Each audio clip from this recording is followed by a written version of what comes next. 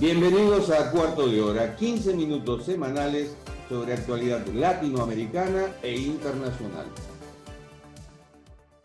El presidente electo de Bolivia, Rodrigo Paz, hereda un país sumido en un abismo económico, sin dólares para importar combustibles. Es la peor crisis en 40 años. La escasez crónica está afectando el transporte, la producción agropecuaria, y eso impacta en el alza de los precios de los alimentos. En el primer semestre, el Producto Bruto Interno se contrajo un 2,40% y para septiembre la inflación acumulada era del 18%, según el Instituto Nacional de Estadística. La transición, tras la ruptura de 2 décadas de hegemonía del izquierdista Movimiento al Socialismo, el MAS, de Evo Morales y del actual presidente, Luis Arce, peleados entre sí, lleva a Paz a buscar acuerdos en el Congreso con sus rivales. Jorge Tuto Quiroga, el empresario Samuel Doria Medina, el alcalde de Cochabamba, Manfred Reyes Villa, a partir del 8 de noviembre, la fecha de investidura. Fecha clave sobre la cual hablaremos con Oscar Ortiz Antelo, rector de la Universidad Católica Boliviana, con sede en Santa Cruz, senador nacional de 2006 a 2009 y de 2015 a 2020 y exministro de Economía y de Desarrollo Productivo. Profesor, ¿cómo vislumbra el panorama ya superadas las elecciones?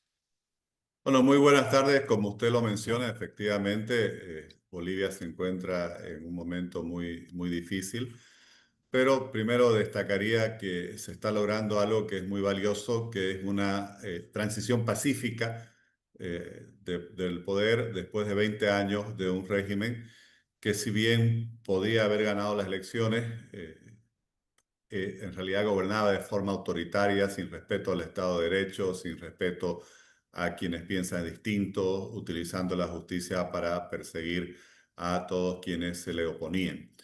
Entonces, esa es parte de la respuesta también. Hoy Bolivia tiene una institucionalidad democrática destruida, pero se ha preservado lo que ha sido la convicción democrática del pueblo boliviano, y eso creo que ha obligado a que estas elecciones sean transparentes. Ha habido un Tribunal Supremo Electoral que las ha conducido de una buena forma. Se han aceptado los resultados y entonces nos encaminamos hacia, por así decir, el inicio de un nuevo ciclo político y esperamos de reconstrucción y recuperación democrática. Por otro lado, desde el punto de vista económico y social, como usted ya lo mencionaba muy bien, efectivamente estamos en un momento muy complejo. No solo hay inflación y devaluación, sino que ambas están originadas en algo que es muy grave, que es ya una escasez de tipo estructural.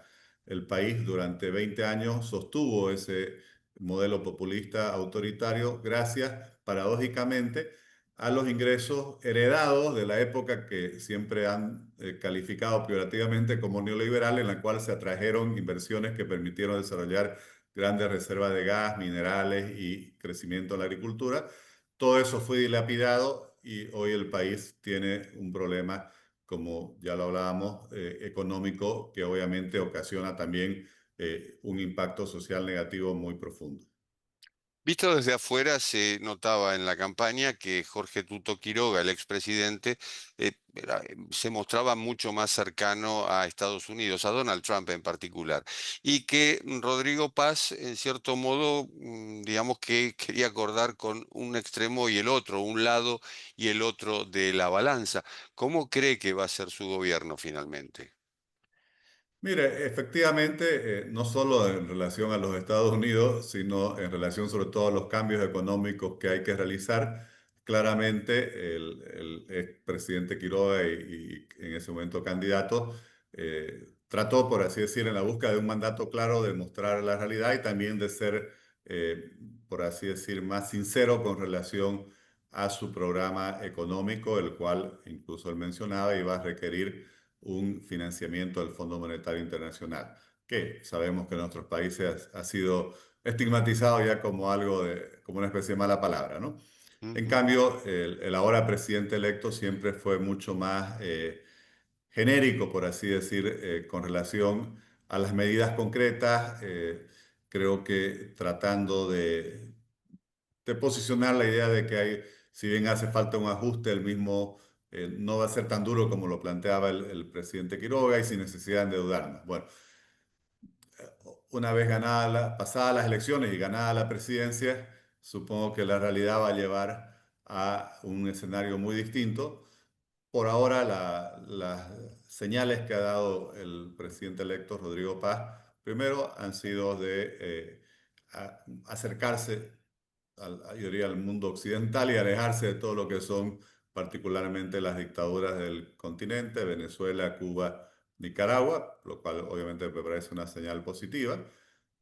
Todavía no se ha dado mayor detalle de las medidas económicas en concreto, pero no hay mucho por donde perderse de que las mismas van a requerir un ajuste económico que lamentablemente creo que va a ser doloroso para toda la población porque, claro, hemos vivido algo que no era real, gastábamos recursos originados en el pasado, pero no los reponíamos con el desarrollo de nuevas actividades económicas y productivas y hoy estamos dependiendo ya nos gastamos todas las reservas. El presidente actual Arce, a pesar de que ha ido vendiendo lo poco que quedaba de oro en el Banco Central o comprometiéndolo a futuro, está llegando con largas filas para cargar combustibles, ya sea diésel o gasolina, incluso está faltando ya GLP que se usa para las cocinas de las familias. Y esto va a requerir que el próximo gobierno, entre sus medidas más importantes, tiene que ver cómo resolver el conseguir dólares para importar combustibles. Esa es la gran urgencia y la prioridad.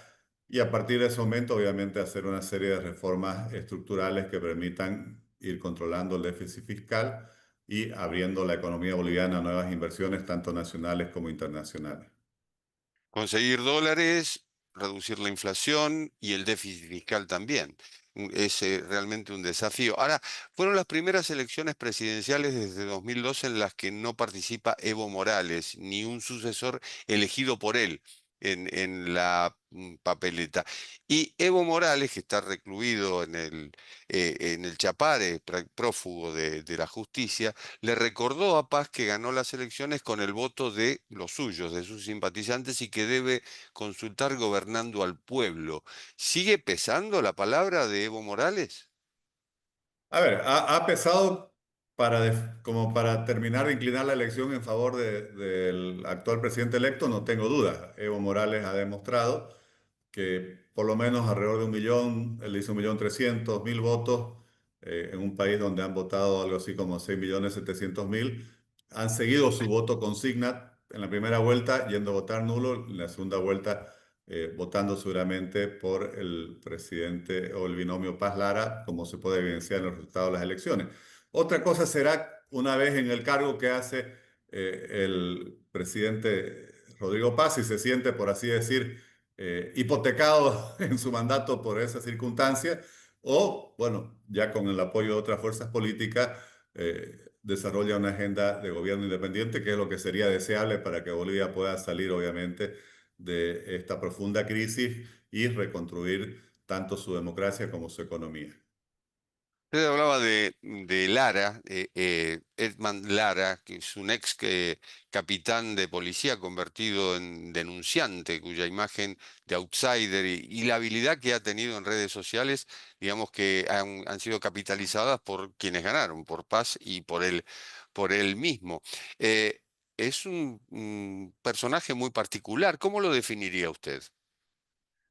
Bueno, alguien que ha sabido conquistar a quienes votaban antes por Evo Morales, tanto en los sectores de la economía informal, que en mi teoría son los que le dan la victoria en la primera vuelta, y después para que seguramente los Evo Morales y sus seguidores, obviamente frente a la perspectiva de que llegue Tuto Quiroga a la presidencia, con el cual tendrían un choque frontal, votan por un mal menor.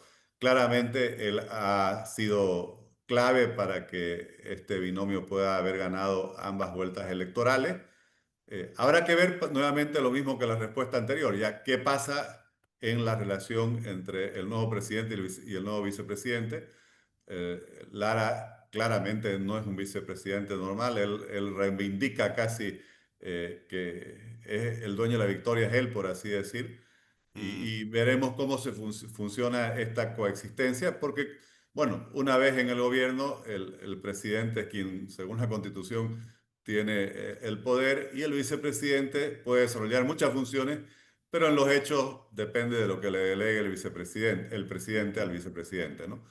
Entonces, Yo- esas son las grandes incógnitas y también una de las grandes preocupaciones que hay en la población boliviana, porque si bien el señor Lara puede tener seguidores, pero básicamente es visto como que nuevamente él ha hecho campaña promoviendo confrontación, polarización, división social, que es lo que se busca, por lo menos una parte importante de la población, superar después de estos 20 años, donde el gobierno de Evo Morales y el de Luis Arce siempre gobernaron en función de tener algún enemigo al frente, ya sean los empresarios, ya sea Santa Cruz, ya sean los medios de comunicación, ¿no? Ujú. Esa táctica clásica de polarización.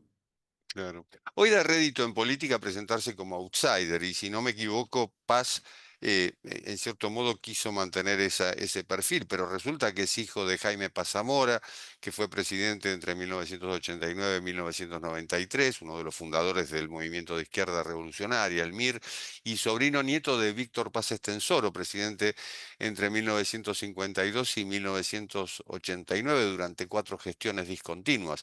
Es decir, tan outsider no es. Bueno, no, outsider no es, porque además, más allá de su padre y su tío abuelo, él mismo lleva casi 3 décadas ocupando cargos públicos. Lo que pasa es que él, en realidad, él quiso presentarse más como renovación que como outsider.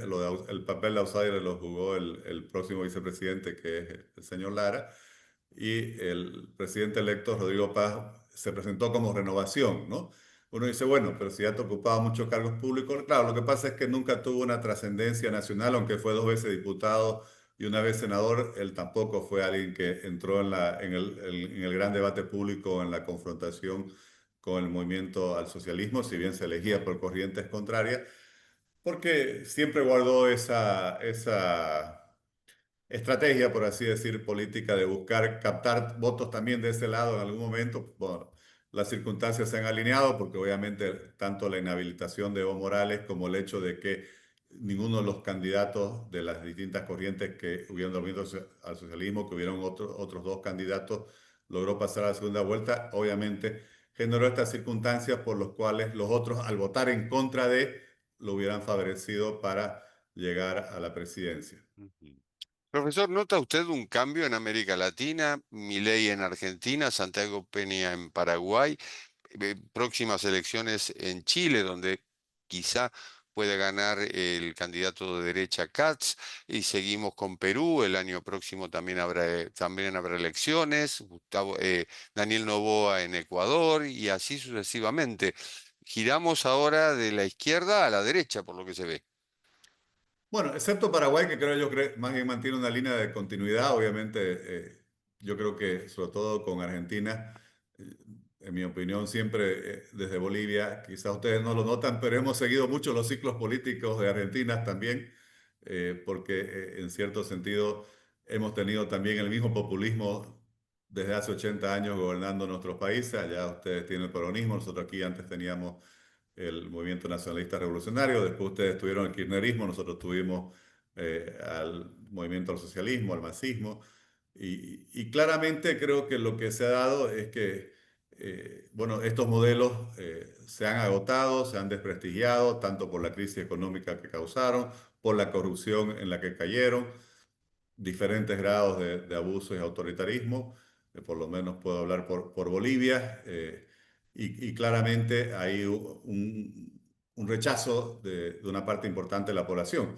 Pero también lo que no podemos negar, y lo hemos apreciado en Bolivia, es que, bueno, todas estas décadas de populismo están pues arraigadas en la cultura popular y entonces una gran parte de la población también, por así decir, se deja seducir por quienes, aunque con ofertas más de populismo democrático, entre comillas, por así llamarlo, bueno, ofrecen salidas fáciles que después no van a condecir no van a coincidir con la realidad, ¿no? Porque cuando toque gobernar e inicie el momento de tomar decisiones, obviamente va a ser mucho más complejo que lo que se ha prometido en las campañas. En su momento, estamos hablando de países polarizados, esto es evidente, cosa que pasa en todo el mundo.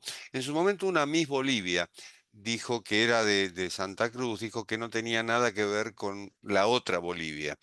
Y en cierto modo lo que se está dando también es esa polarización ya no solo racial, sino también política, es decir, ideológica. Si no pertenece a mi bando, directamente tampoco pertenece a mi país. ¿En Bolivia sigue pasando eso? Pero yo diría que es más de visiones, ¿no? Por ejemplo, Jorge Quiroga ha ganado prácticamente en todas las ciudades capitales de departamento, que serían como las ciudades capitales de provincias de la Argentina, ¿no? Claro. Y eso trascendiendo Santa Cruz. Obviamente en Santa Cruz esta corriente además gana en el conjunto del departamento, ¿no? Que es mayoritario y es Santa Cruz el departamento más poblado del país, el más importante económicamente. Entonces claramente hay dos visiones, dos concepciones de país, de sociedad, de Estado, de economía. Una que busca, por así decir, la modernidad, la apertura al mundo en base a lo que podríamos llamar la democracia liberal, la economía de mercado, la apertura a las inversiones, y otra que tiene muy arraigado este concepto estatista, rentista, populista, que obviamente no creo que la solución sea polarizar, creo que la solución de fondo es que la clase media, la educación siga creciendo para que estos sectores poblacionales no puedan ser seducidos por estos otros dirigentes que obviamente aprovechan cuando hay periodos de ingresos económicos altos para practicar ese populismo y después terminan dejando nuevamente quebrado al país y así vamos perdiendo década tras década la posibilidad de desarrollarnos, ¿no? La tierra de las oportunidades perdidas, y no hablo solo de Bolivia, hablo del continente en sí. Profesor, ha sido un gusto. Muchísimas gracias. Muchas gracias y un gusto en saludarlo y gracias por esta oportunidad también de conversar y compartir nuestra visión sobre la realidad nacional. Un placer. Gracias. Muchas gracias. Y esto ha sido Cuarto de Hora, el programa de Cadal TV que se retransmite por el canal E de Buenos Aires. Nos reencontramos en la próxima. Chao. Gracias por escuchar Cuarto de Hora, 15 minutos semanales de actualidad latinoamericana e internacional.